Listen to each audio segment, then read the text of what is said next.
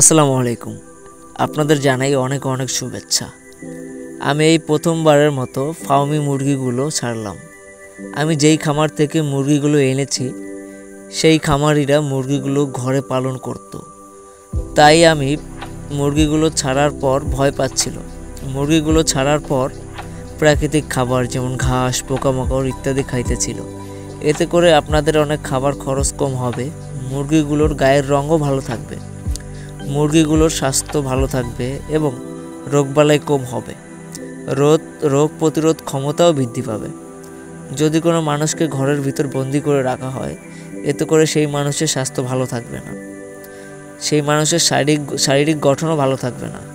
তেমনি মুরগিগুলো যদি একটি ঘরের ভিতর থাকে তাহলে সেই মুরগিগুলোর শারীরিক অবস্থাও ভালো থাকবে না। তাই আমি একান্তই মনে করি মুরগিগুলোকে খোলামেলা পরিবেশে রাখলে রোগমুক্ত থাকবে। আপনারা যদি আমার খামার পালন করার পদ্ধতি দেখতে চান তাহলে সাবস্ক্রাইব করবেন, আর যদি ভিডিওটি ভালো লাগে থাকে তাহলে অবশ্যই লাইক দিবেন। আল্লাহ হাফেজ, ভালো থাকবেন। ধন্যবাদ সবাইকে।